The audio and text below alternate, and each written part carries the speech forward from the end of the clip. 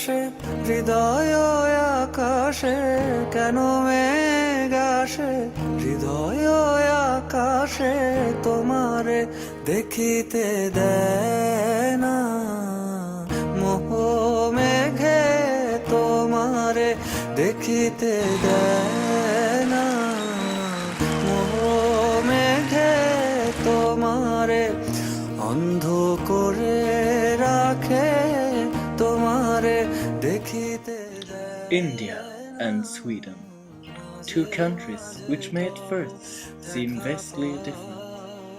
One, a former colony of the British Empire, now the world's largest democracy and a rising international power equipped with nuclear weapons.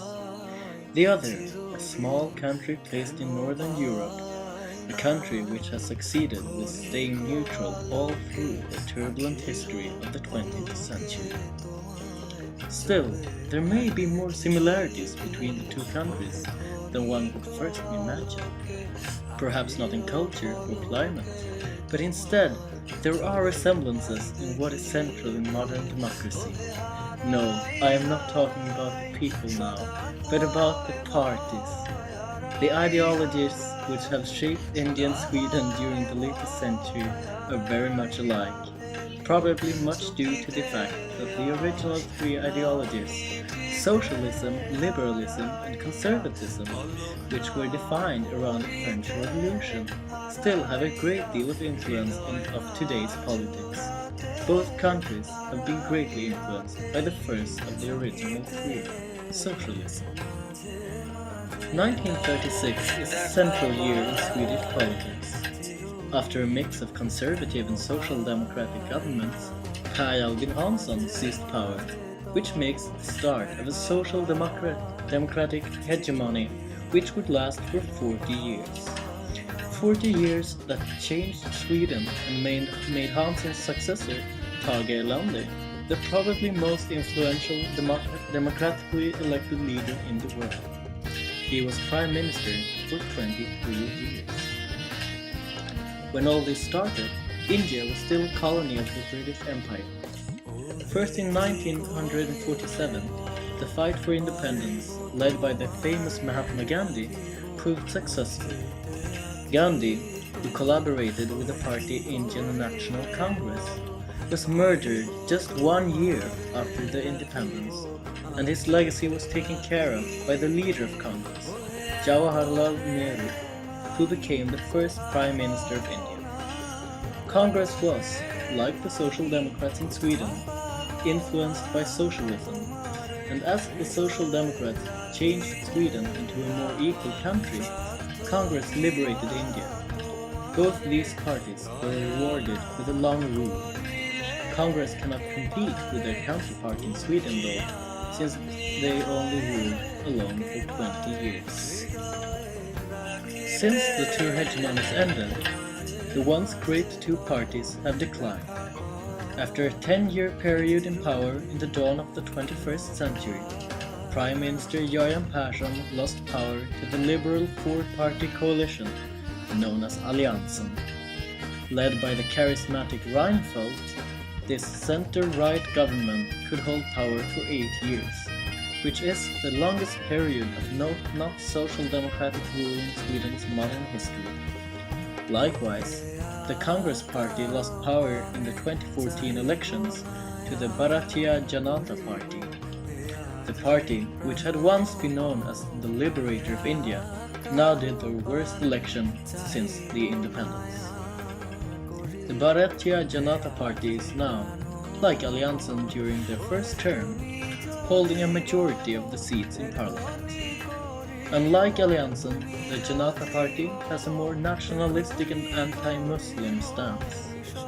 Similarities to this can of course be found in Swedish politics elsewhere though. The Swedish Democrats is the third biggest party in the Swedish parliament since the 2014 elections.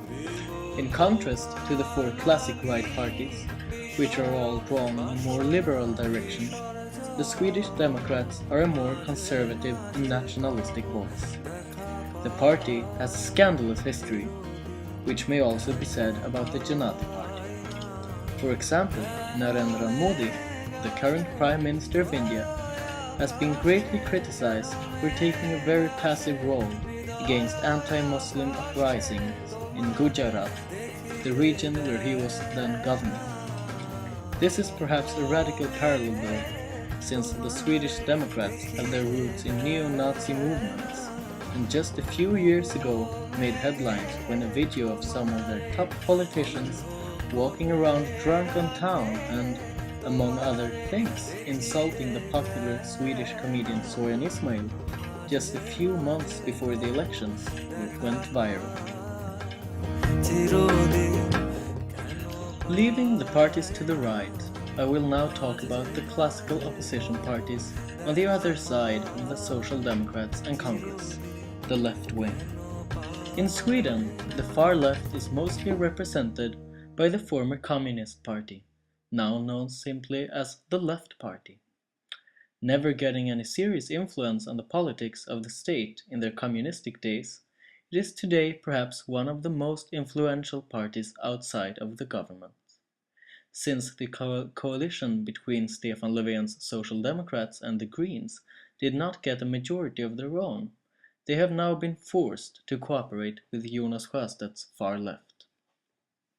The Indian Communist Party of India, Marxist, have had a more successful history, with their former leader Jyoti Basu almost running for Prime Minister in the 90s. They have never led a government, but while the Swedish Left Party's biggest success the latest years has been ruling the city of Fagersta, the Communist Party ruled the West Bengal, a state with around 91 million inhabitants, for 34 years. This making them the most successful democratic communist party in the world. A great difference between the two countries, though, is the fact that while Sweden only has 8 parties in parliament, and still the country has faced great difficulties in forming government. On the contrary, there are very many parties represented in the Parliament of India, and yet it has been easy to form broad alliances so the country can be managed.